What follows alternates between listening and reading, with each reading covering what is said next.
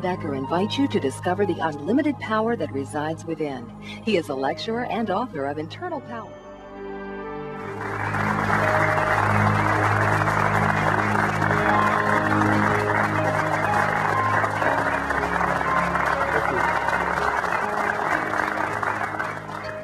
Several years ago, I found myself at a crossroads in life.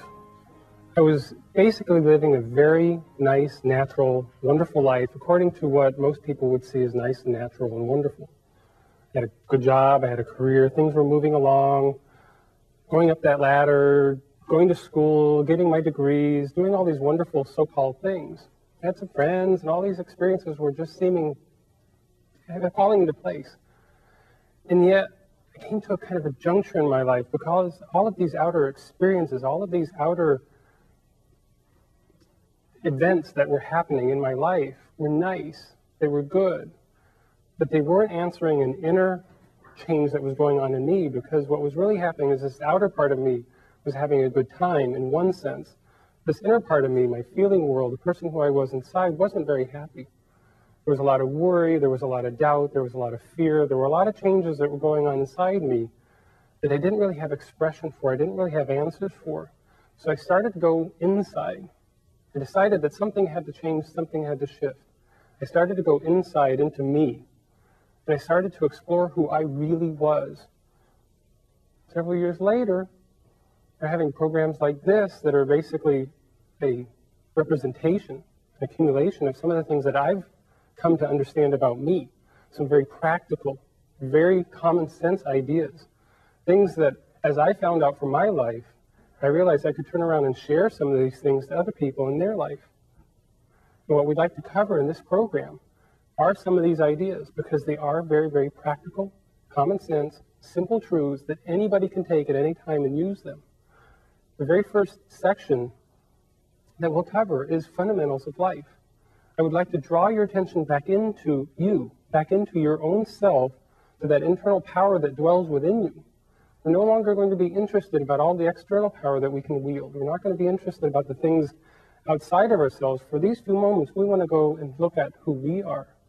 And how we start with that is by starting with the process of we are what we think, we are what we feel. We are our thoughts and feelings, not just all these outer events, not just all these outer activities. You know, the career is nice, the schooling is nice, the relationships are nice. If we're not happy inside, it's not happening. Because we don't have that happiness inside, we really aren't experiencing what life is really like. So what we want to go is start with some of the basic fundamentals, some of the very beginning points, some of the places where we can reclaim our power, and then by reclaiming this power, and hopefully the overall subject that we want to cover, of course, is unconditional love. As we reclaim our own personal power, we can maybe begin to focus on love. Not just any kind of love, but this really kind of thing that kind of scares people at times, this unconditional love. As we explore thoughts and feelings, we're going to see how we can begin to bring love back into our life. True love, self-love, the beginning point. The very first place to start is choice. Because in fact, each and every one of us have choice in life. Each and every one of us can choose our thoughts and our feelings. We have going on in our minds at any moment lots and lots of thoughts and feelings. In fact, when we sleep at night, it doesn't turn off. We sleep, we dream. These are a bunch of thoughts going on. So the first place to find out who you really are is to turn within and find out what kinds of thoughts and feelings are you entertaining. Before, in my previous life, before I came to this, which I never ever in my life expected to be here doing this back then. I was doing all the right things. I went through the business school. I went through all the right activities, doing the right things, going through management, what have you. Never in my life expected to be writing books, expected to be talking to people. But I did realize, though, that there was more to life than what I was experiencing. And the outer trappings weren't enough. Choice is what's brought me to this point. Thoughts and feelings were the beginning foundation. They were the very beginning point. One of the easiest ways that I'd like to demonstrate this is with the simple symbol of a chair. It's an object we use all the time. We've come accustomed to chairs. We like them. If we don't have the chair, we have to stand. If we have a chair, we have a nice, comfortable place to sit. What is this chair? Well, it's an object in one sense. And yet, what was this chair before it was a chair? As we see it here, cloth material, some wood, some stuffing, various materials. Before it was cloth and wood, it was a tree, some cotton plants, maybe some steel for some of the pins that go in it. But what was it before that? Before that chair became a chair, it was a thought in someone's mind. A thought held with a level of feeling became this chair. A thought, an image, somebody wanted to create, obviously a very nice object, to give the purpose of being able to sit down. And yet here we're using it as a symbolic reference to what's actually happening in our life. We create our reality. We actually create the things we want through our thoughts and feelings. Thought and feeling first, chair, physical reality second. Everything in our outer world, our physical reality, starts with our thoughts and our feelings. The things that we have within our thoughts and feelings are driving and controlling and manifesting our outer world. So where's our biggest point of power going to come?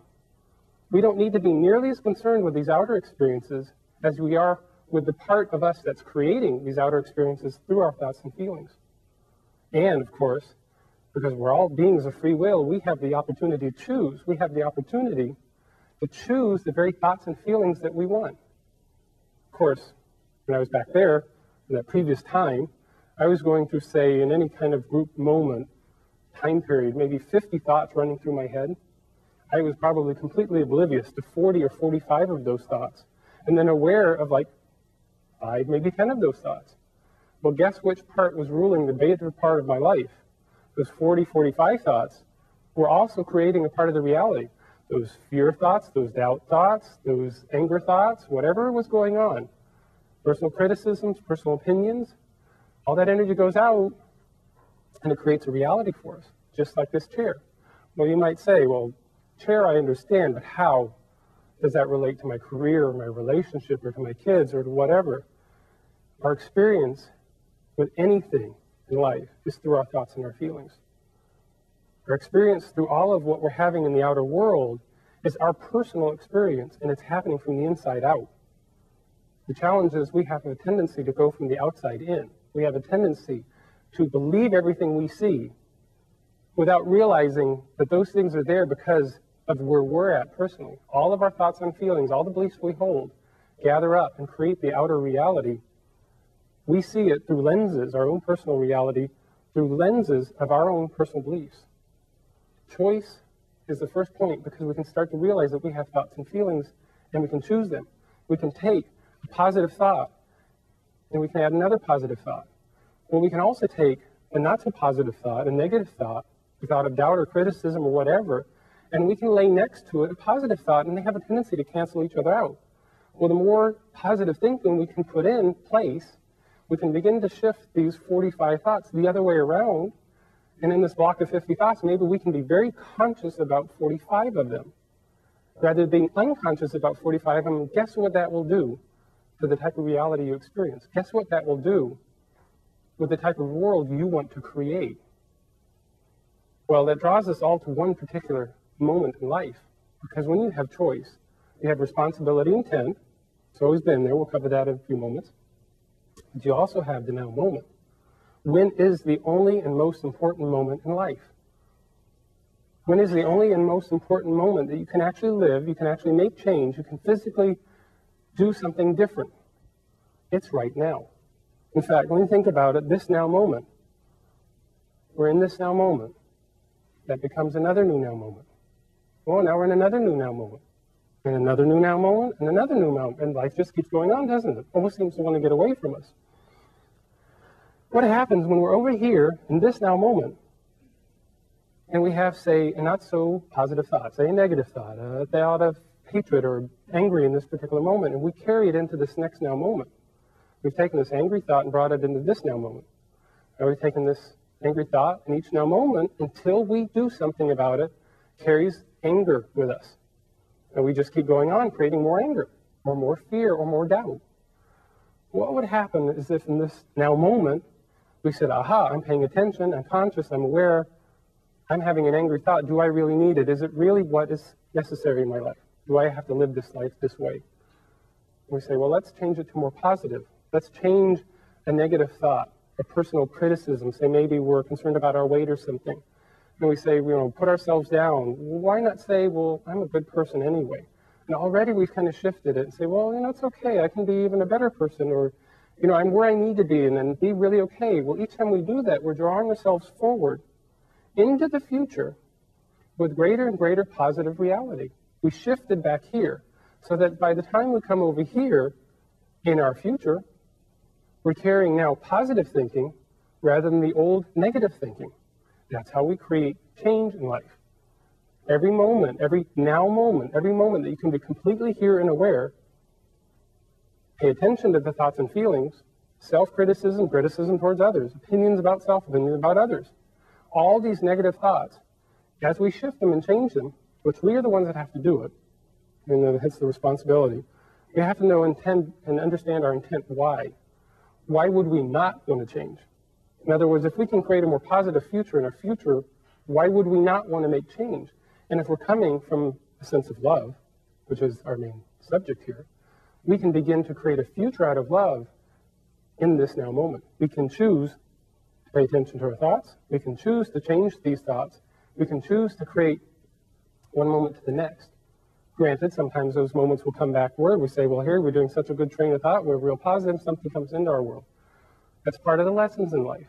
That's part of what ends up happening to us. It's part of what ends up being a teacher. It's what gives us strength. Life, in a sense, really is a series of lessons. We learn from our experiences. We learn how to use the energy of negative thinking versus positive thinking. We learn how to use the energy that we have within and how to change it, make it grow and become more, because each of us, each and every one of us has unlimited potential. Every one of us has the power, because all these qualities already reside within us. We have the power to be positive. We have the power to be negative. What happens if we cultivate the positive? What happens if we cultivate the love over the hate? And we change these thoughts around and become more of our own potential. Brings us to the reason kind of why. Whatever I have within, I give out. Whatever I give out, I'm going to get back. It's the circle of life. Well, if I have anger in one moment and I give that out and I'm around somebody, it's very possible I'm going to touch somebody with that anger. And if I touch their anger, I'm going to get their anger back. And it just becomes a vicious cycle without changing itself. What happens, though, if I come from a point of love? I change, say, the anger from one moment to love the next. And then from that love point, I give out love. I'm going to generate more love with all the people around me. Because if I'm coming from a loving state, that's what I'm going to get back. Which means the first and foremost place we have to start is with ourselves. Unconditional love starts with self-love. We have to start doing these things because it's important to us. Not that we're trying to be a better person for somebody else, but because we're creating our reality.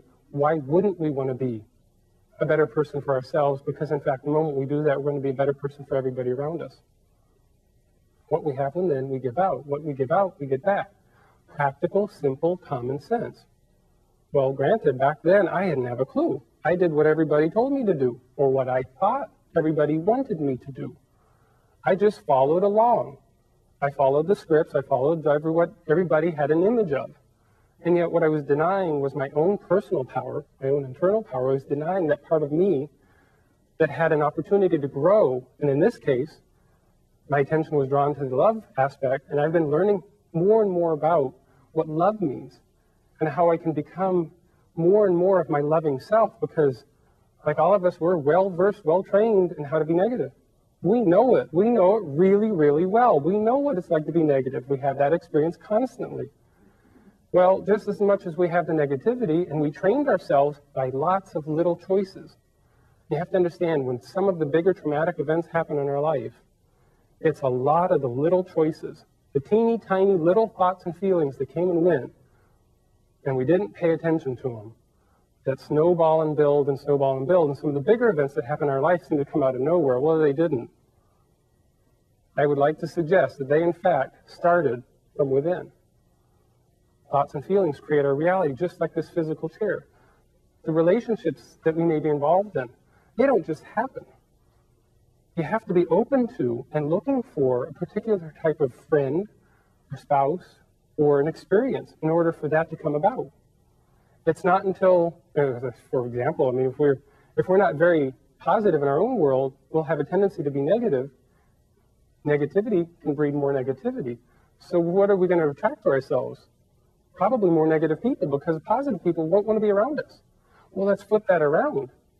If we want more positive relationships and experiences in our life, it's not them that has to change. We do. We have to find out why we're carrying emotional baggage with us. Why are we carrying anger and resentment and criticism through all these now moments? It isn't important. If this is the now moment, and this is the most important moment you will ever have, because this is the moment I can consciously change my thoughts, this is the moment I can physically act on something, this is my point of power. This is the moment where I can make change, then the past truly doesn't matter. And since I'm creating my future with my now, follow me here, my past, my now, my future. Whatever I'm carrying from my past into my now, I'm automatically making more my future, unless I make change. And it's not necessarily physical change, because what we want to do is change the thoughts and feelings. If you want a different chair, you put in different thoughts and feelings. If you want a different experience in life, you change your thoughts and feelings. And then that means you have to become very aware of who you are as a person. Well, some of us kind of hide from that, because that doesn't always seem to be like, the most exciting thing, because we're so enraptured oftentimes with other people. What we think is an ideal symbol. Where our real power lies is in here, because we are that ideal symbol, because we have as much potential as anybody. We have as much potential to become anything we can become and want to become as much as the next person. And we have that power here through our thoughts and feelings, through the positive thinking, but through the responsibility and the intent that goes with it.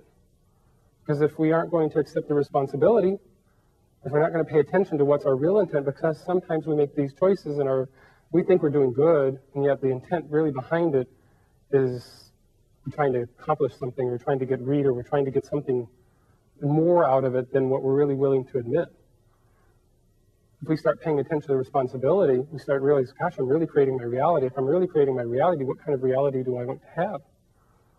Well, we always had the responsibility before, when we weren't paying attention to our thoughts. We were just as responsible then, which means whatever going on in our life, we're as responsible for it now as we were then, as we will be.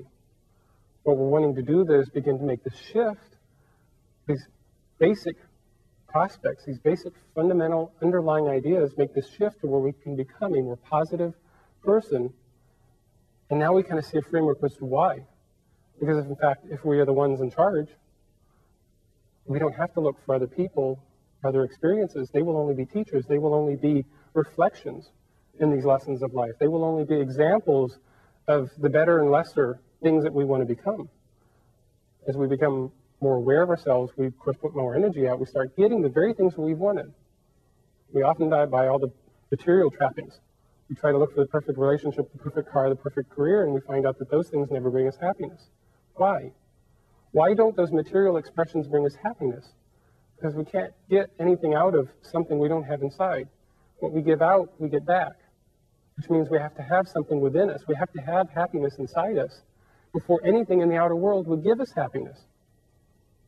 So why not cultivate the one and most important person and activity in your life? Why not cultivate the true power?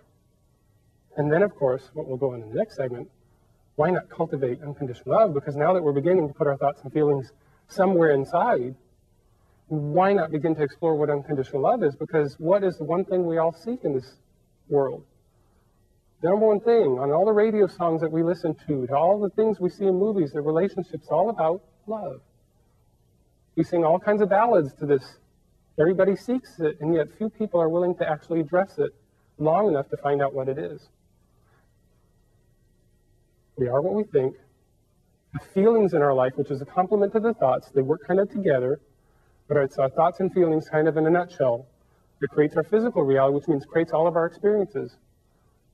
We have choice in these thoughts and feelings. In other words, we can choose higher and better, more uplifting thoughts, And we have the ability to give out what we have within, which means let's cultivate what we have within. Those are the basic premises. Those are the fundamentals of life. That's the groundwork that we'll begin to lay so that we can go into the next segment of unconditional love. So in this segment, what we would like to cover is this notion of unconditional love. Because in fact, it's the one that trips us all up in the past. Maybe a previous now moment. Unconditional love, for some reason, seems to scare people. And it's the word unconditional. You know, we get the love thing because we think we know what this love thing is. We think we know what love is in the form of sex. We think we know what love is in the form of relationships. Or what we think we love in the form of, we use it as kind of a verb. I love my car, I love my career, I love my whatever. So we've got these ideas about love, and yet we don't seem to want to explore beyond that, because in fact we can say, oh, I love you.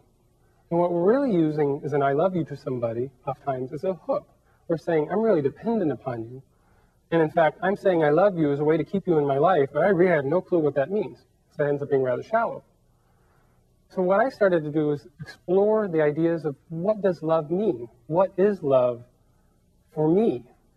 And as I started to just unravel the notion, I said, well, love, of course, you know, I heard of it, it deals with sex, and it deals with like the relationships, and it deals with the types of experiences that I think are like loving or nice or positive or whatever. Then I started to realize, well, no, love is more than that. Love seemed to have an energy about it. Love wasn't just thought. Love was kind of like a neat kind of feeling, you know, like that first love kind of gave you that drippy little noodly lead kind of feeling. That really wasn't love either, but there was a feeling, there was some kind of expression going on that seemed to be more.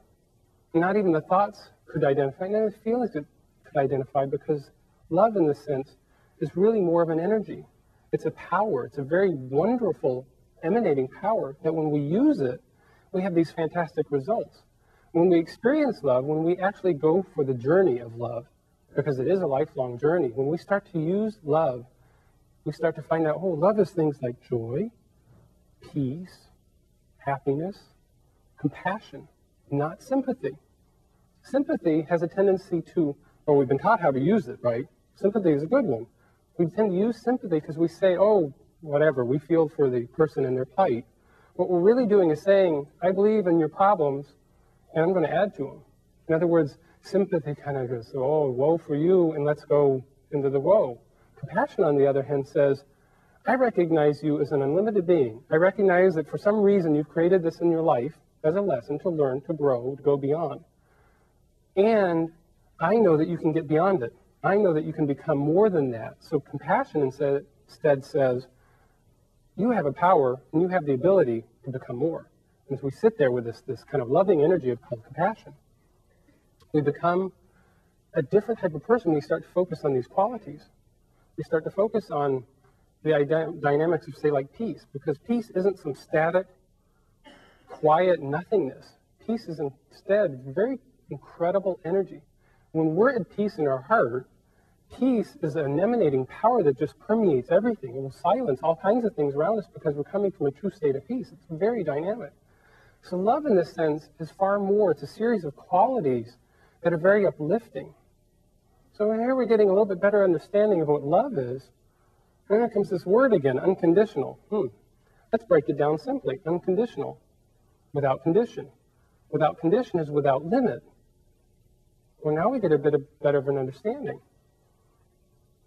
Couple that with this idea of these qualities of love, all these various types of notions, positive notions about love, which is really another way of being, isn't it not? Love in that sense is a way of being. Because when we are some of these qualities, or all of these qualities, we're living life kind of differently, more aware, more conscious, more uplifted, and then sharing much more, sharing more of who we really are. Throw in this unconditional, which is without limit, and you find out that unconditional love, simply stated, simply defined, is an unlimited way of being, which very simply means we start to live our lives in every now moment without limit. We realize that we have infinite potential, because now we're aware that all of our thoughts, all of our imagination could go to infinite possibilities. Then we start to realize that unconditional love defined as an unlimited way of being, gives us a real practical way of dealing with it. Because it means we can cultivate what it's like to be unlimited. In each now moment where we have some kind of destructive or negative type of thoughts or feelings, and we choose a more compassionate, loving, or peaceful, loving, or joyful, loving thought, we keep changing our thought patterns, and our feelings start becoming more and more loving. As we're doing this, we're making these conscious shifts. We're beginning to experience unconditional love. And it is a journey. It is a lifelong journey. I can't explain it for you, what it's going to be like in your life. I can only say, conceptually, what I've been learning from it with me. As I've been making this journey, I keep finding what it's like to be a little bit more loving, a little bit more unconditionally loving, which is meaning letting everybody, including myself, be unlimited without the opinions and the criticism, all these structures we place on people and on ourselves. Because in fact, that's where we get these structures. We're giving them to ourselves, and then we go around trying to place them on everybody else because we don't like them, and we're going to get rid of them. And yet we get rid of them through the act of forgiveness. Again, a very practical notion, because forgiveness is the first and foremost part of where unconditional love hinges. Forgiveness being the, well, whatever was in that past now moment, I can let go of. Whatever was then, I can let go of. Why would we carry it forward? With forgiveness, we have the power to let go. With forgiveness, we have the power to become a new now moment. Say, well, whatever made me angry in that moment, I can let go, and now I can become more positive. It doesn't matter how I got there. What matters is who am I and who do I want to become? And as we make those shifts, we start to say, okay, I just forgive myself. And I'm going to forgive everybody else. I'm going to forgive all the thoughts and feelings that I've had. I'm going to forgive all the experiences I've encountered. I'm just going to let go. Forgiveness is how we do that. And you forgive by just saying, with feeling, I forgive it. I forgive them. I forgive myself. And then say why, because now we realize we create our thoughts, or we create a reality through our thoughts and feelings. Now we want to know, or now we know why we want to do this forgiveness. There's a practical reason. Of course, then we want to also endeavor not to recreate it again. We don't want to bring those habits back up. The true act of forgiveness is to even let go of the habits, because we want to look at who we're becoming. And who we're becoming is an unlimited and really dynamic potential. We're becoming such a wonderful opportunity. We have no idea yet just what all we can flower into, because we're just like a little tiny bud at this moment. Love is the part that unfolds that bud. Which brings us to the aspects of love, which sound like their counterpart that don't fit here, which is the first one, which is fear. We'll say, what does fear got to do with love? Well, love and fear are the two driving mechanisms for a lot of us. We either live in fear or we live in what we hope to be love. And I'm about to dispel the whole notion of fear for you. What is fear? We all live it. We all have an experience of it, one way or another. Is fear real? Fear in of itself is a thought and a feeling. Because you say, when that dog is chasing after you down that sidewalk, you say, well, that's fear. What is it going to do when it gets to me? You say, well, wait a minute. Yeah, that might be at that particular moment, but what happens if we were to stop and say, oh, this is a fear thought. Is it really real? Well, number one, the dog may stop. Two, the owner may come out of the house and stop the dog, call it back. Three, if we can stop ourselves and come from love, we may be able to turn around and actually turn to that dog and just love it, and it will just be perfectly okay. But here are three additional possibilities, three additional opportunities that are more than the original one that said it was going to do the imminent whatever. Fear isn't real because there are many more possibilities. However, when we get locked in the fear ideas, we have a tendency to get locked into this notion that it's really real.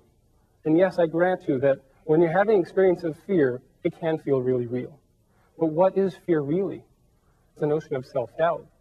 Because if we're coming from an unlimited standpoint, if we're learning to live our lives in an unlimited way, we have an opportunity to basically say, I don't need to doubt anymore. Therefore, I don't need to fear. I have the power to go and become more than who I am. I have the power, literally, in every now moment, to let go of the fears and doubts, to forgive them, release them, and become what I want to become. Who knows what potential we can muster up at a particular moment out of love. When we have judgment in our life, which is a great catalyst to a lot of the experiences, judgment, of course, being like we like to point that finger to somebody. How many fingers are pointing back? When we judge others, we get threefold more back. Judgment's nothing more than thought and feeling. In fact, it's really, judgment is a sense of separation. Separation in itself ends up causing fear. Back to that fear point. Fear, judgment, all opinions, they're all thoughts and feelings. They're not really real, except for the power we give them. Which brings us to detachment. Anybody here have grandma's china in their cupboard? Anybody here bring out grandma's china on Christmas and Easter and Thanksgiving? And yet what are we doing with the rest of the year? We're hiding it because we don't want anything to happen to it. The heirlooms that we keep passing along but not wanting to do anything because someday it's going to be worth a lot of money. The heirlooms that we're terrified to give up because of tradition. And yet that inner compelling voice might be saying, well, gosh, why don't you just pass it along? Why don't you use it? Why not get the experience? We are so attached to many of the material things out of fear that we don't know how to experience them out of love.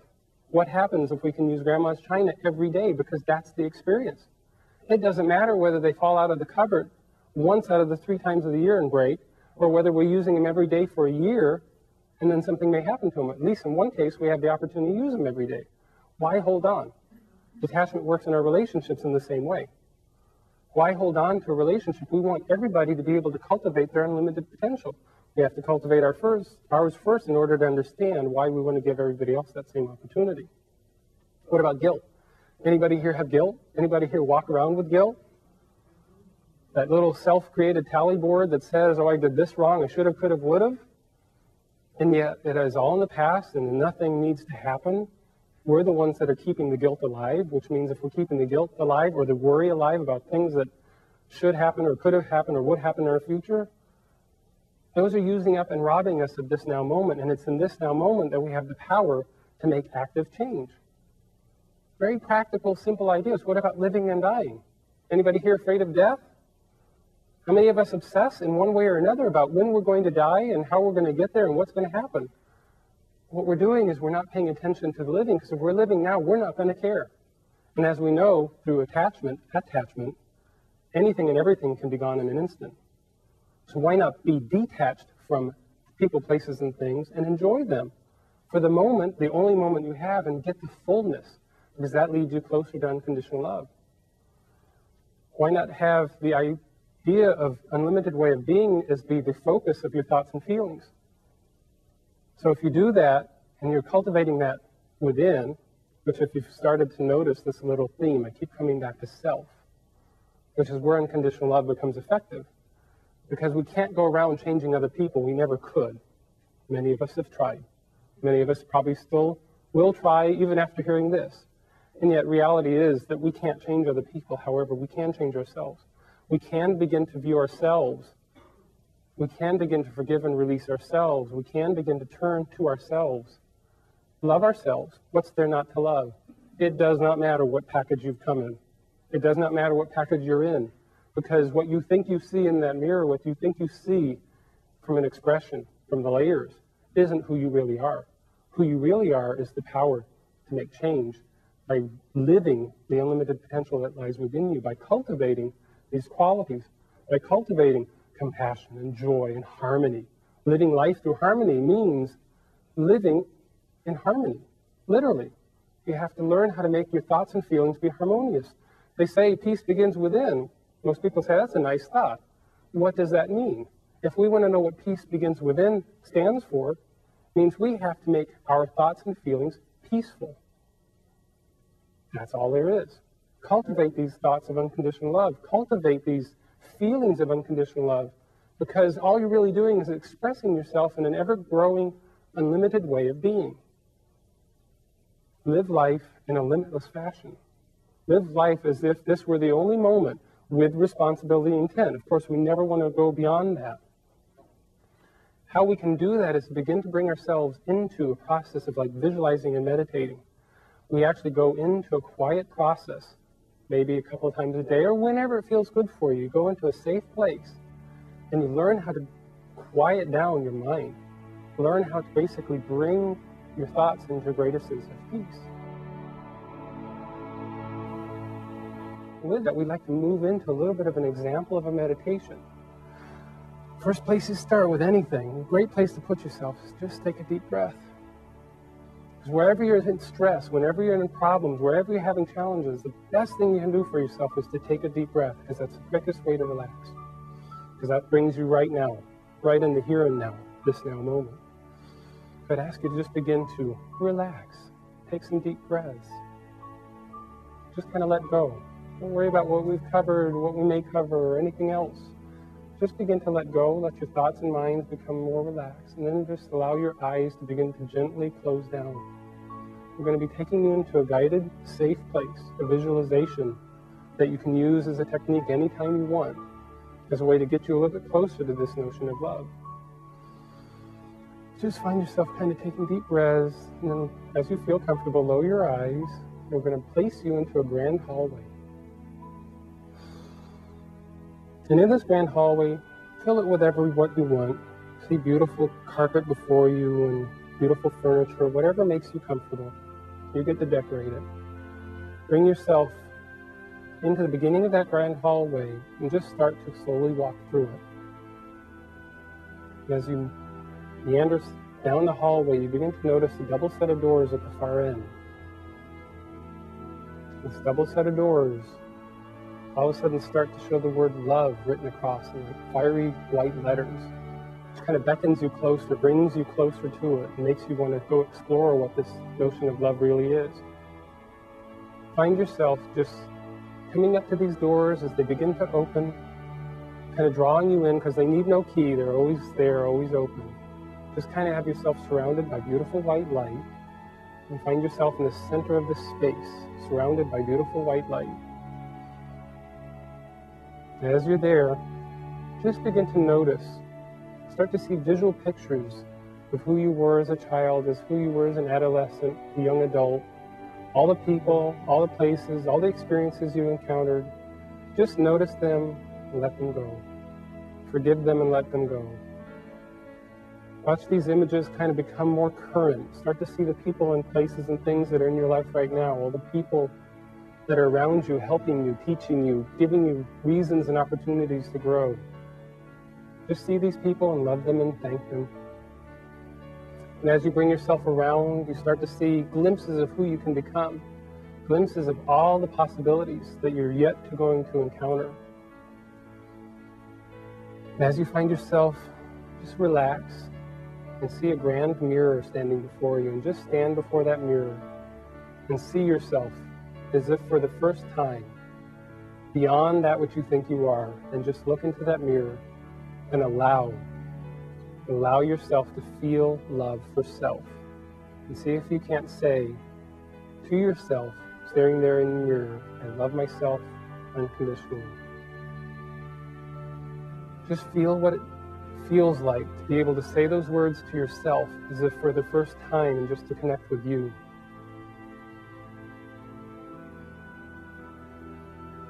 And as you do that, you want to begin to bring yourself around, feeling this feeling of love. You just find yourself kind of coming back into the hallway, bringing the love, this unconditional love that you've experienced, bring that back in with you into the hallway. Bring yourself back into the hallway, bringing that love, that brief experience of touching yourself in the mirror. And as you bring yourself back here, just find yourself with your eyes opening. So in this last section, what we'd really like to do is start to give you reasons why all this unconditional love works. We'd like to give you purpose, why all of this makes a difference. Because in fact, we all connect on some level, and we all have impact. We've always all connected, and we've always all had impact. It's just because in the past, we didn't necessarily hold ourselves in some of these more unconditional loving ways, more positive ways. Some of the impact we've had wasn't as positive. We were angry or critical or hateful or biased or prejudiced, whatever it was, self or others, our impact wasn't as strong. But now that we know that we can love, and we can love unconditionally, we can start to have a completely different type of impact. We can start to have a positive impact. We can start to change ourselves, and in that, we will automatically begin to change others around this planet. Because in fact, Think of it. When we're in the grocery store, for example, any kind of store, and we're standing in line and we're seeing ourselves there and somebody else is maybe not in quite that great space, we have an opportunity. We can either add to their not great space, or we can choose to love. And if we come from a love and we just choose to maybe be silent, maybe smile, maybe radiate a little bit of joy, and say, well, that's fine, that's their world, but it doesn't have to be my world, and it is my choice because I create my reality, so why should I have to buy into theirs?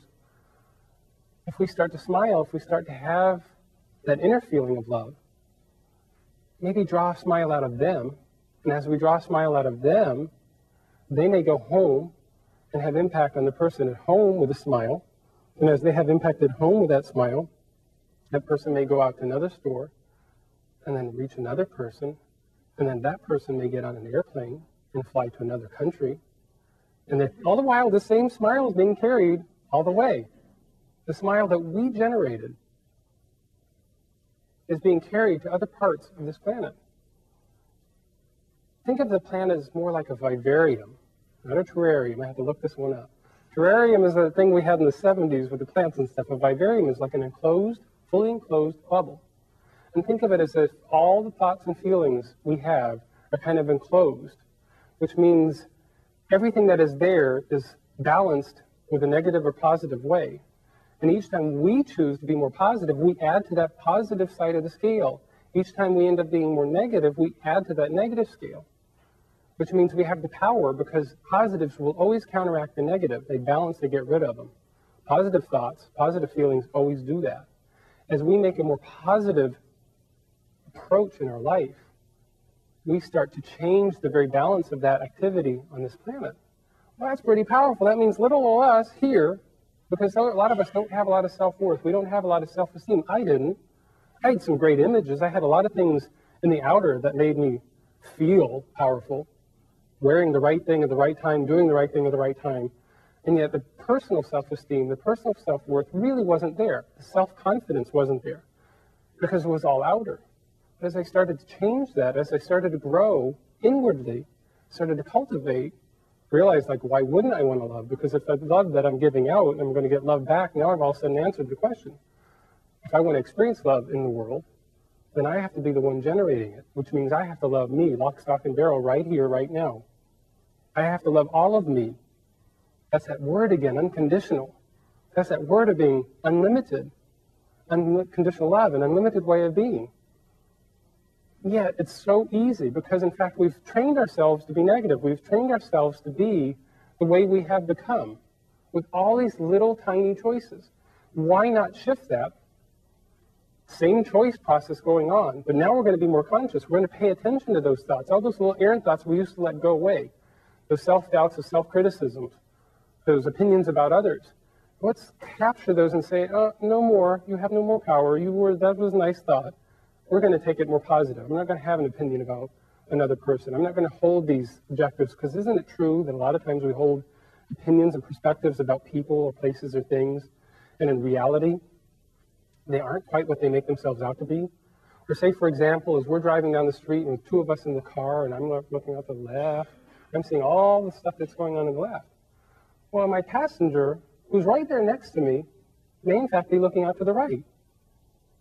And in looking out to the right, seeing a completely different view. And even if they looked in the same direction, our own personal accumulation of thoughts and beliefs and perspectives will draw our attention to different things. We are completely unique. And that's the beauty. That's what life is all about. That's what we're here for. Each of us has a unique perspective on life. And each of us has unlimited power within and unconditional love within. It's never been anywhere else. It's always been within us. What we're looking now is to say, why not cultivate it? Why not bring it out? Why not make the world a nicer place, not out of some altruistic goal? Because that's where a lot of people, I think, get trapped too. It's not altruistic. It's not selfish to be loving, especially selfish to be loving self. It's a very selfless act. Because when in fact we are loving self, and we're talking about a little bit higher love, this is not an ego gratification love. We're talking about a more inspired love. Some of these qualities, when we're just loving ourselves by being harmonious or being peaceful, that type of love is very selfless because we're having impact with everybody around us. Which means, of course, this is another little piece that kind of challenges people, because we can live life as a struggle, right? Or we can live life as a challenge. A lot of people say life is hard and difficult. The moment we say that, we have to have a thought and a feeling first. Just like if I smile. I say, now smile, and what's happening? Thought and feeling first makes the smile. Thought and feeling first makes the physical object. Thought and feeling first creates the outer reality. Which means if we want to create a different reality, this is a big word that's called change. We have to be willing to change. We have to be willing to grow. We have to be willing to evolve. We have to be willing to become this unlimited potential that is within us. We have to be willing to see who we can become.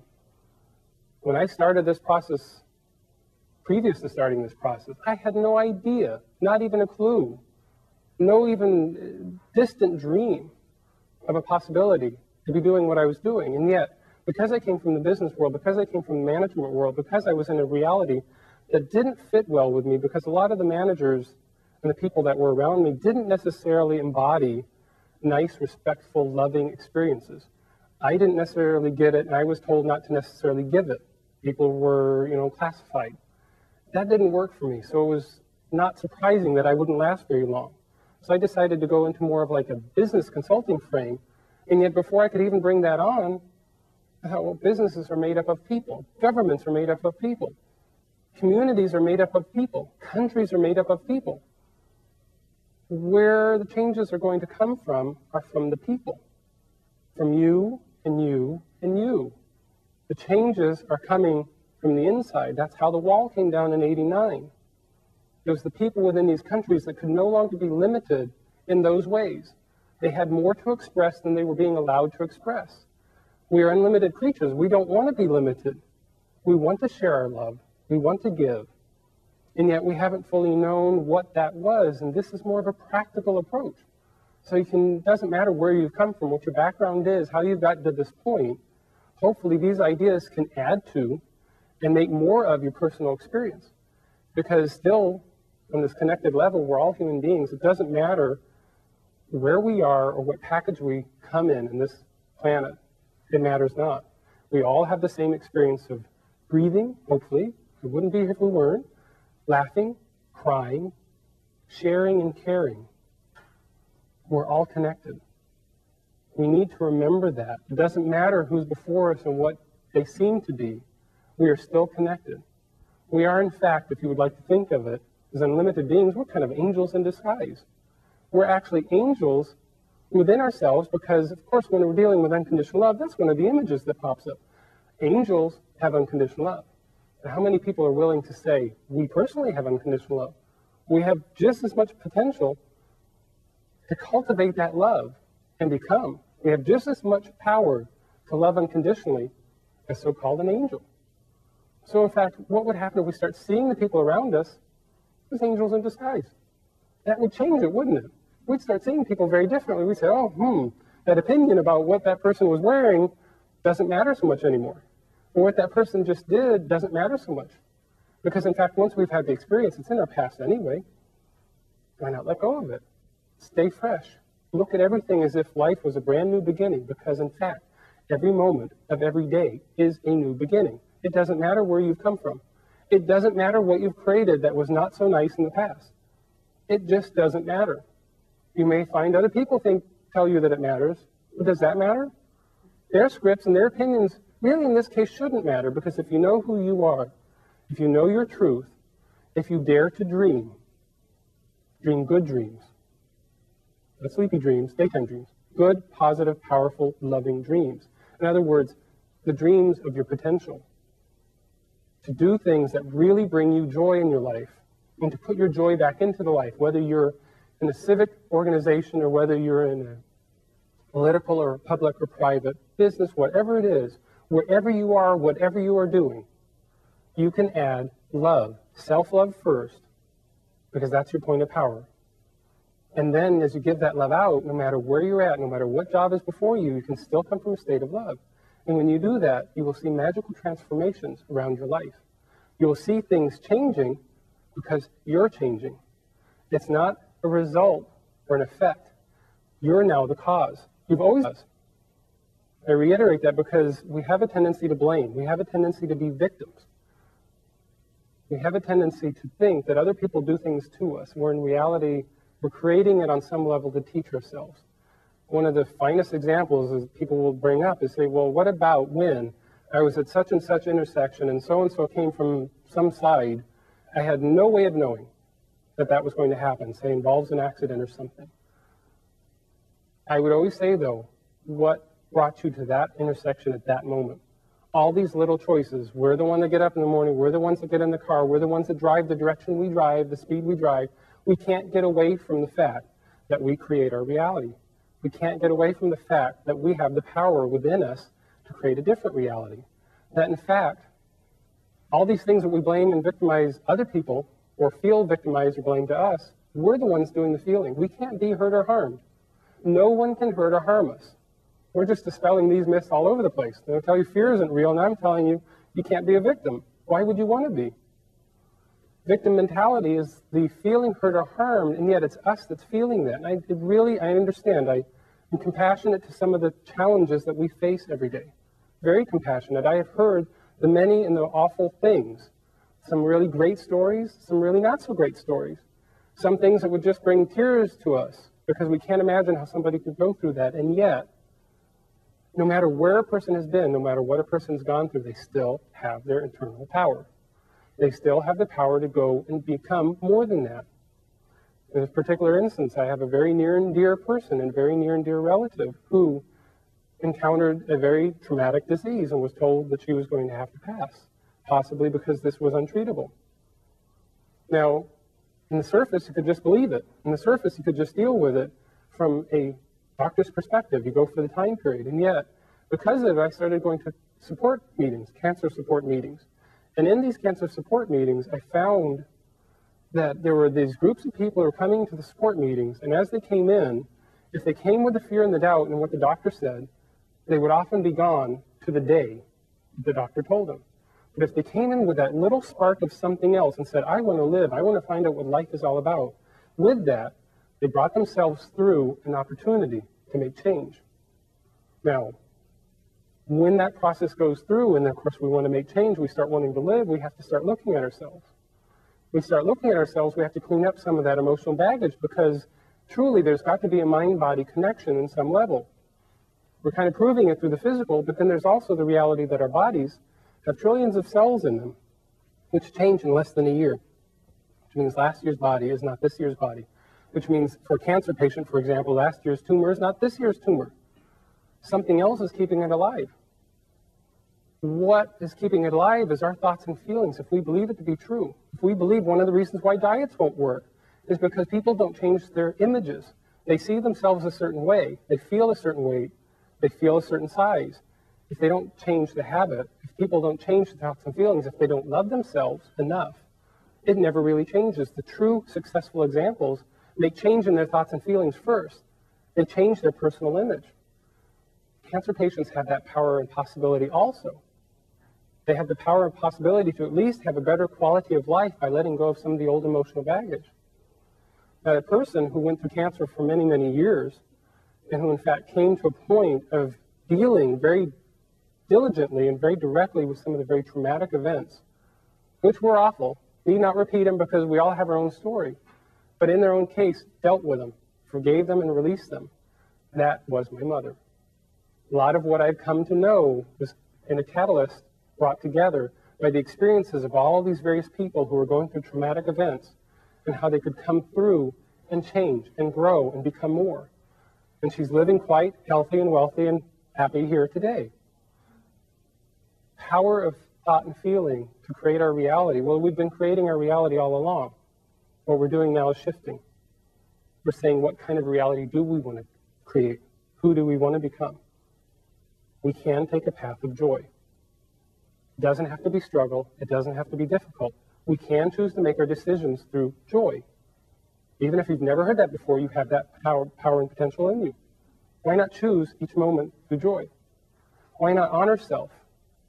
Do the things that honor yourself, that nurture yourself. Do the things that take care of you. Do the things that make you feel good, not things that are destructive to you, that give you temporary happiness, but the things that really bring you happiness. like a good, solid, warm soak in a bathtub, things that are very nurturing. Bring those things out. Honor yourself. It truly is a new era on this planet. It is the dawn of the heart. We're coming into a new day where the love that is in us is beginning to be expressed outside. And we, each of us, are doing it. We are the ones that are bringing about the dawn of the heart. We are the ones that are bringing about the opportunity to love, consciously, indirectly. Self-love, give that love out. Unconditional love truly is an unlimited way of being. And when we go for it, practice it, find out what it is for us personally, when we take that journey and truly learn how to live, we begin to bring a complete new reality. Yes, there are changes. Yes, there are obstacles. We all go through them. We're going through them anyway. Why not find a different way to go through them? Why not have the potential of some really grand results towards the end? Unconditional love is an unlimited way of being. And I thank you.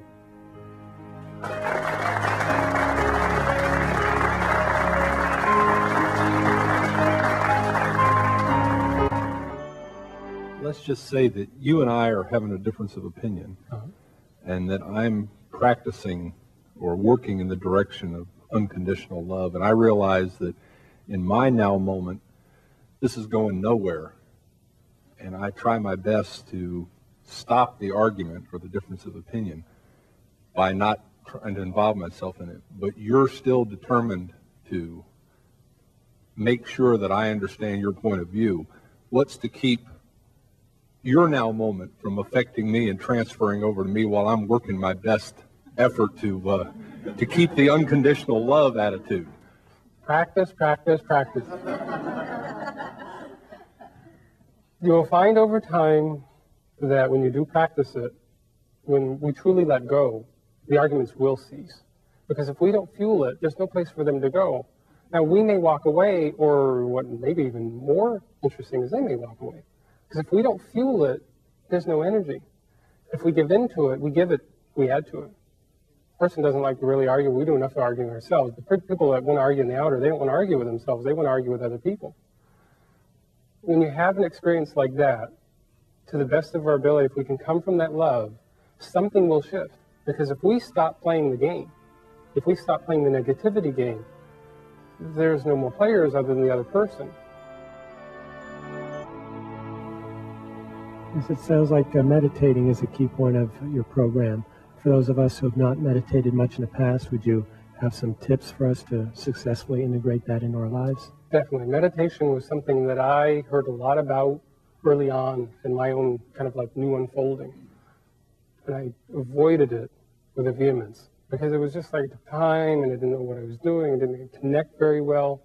It's come to a point now where I really can't do well and function without meditating twice a day. It doesn't take long. Sometimes 10 minutes, usually 20 minutes, and a good day 45 minutes, 10 or 20 in the morning, 10 or 20 at night, sometimes 40, whatever it works.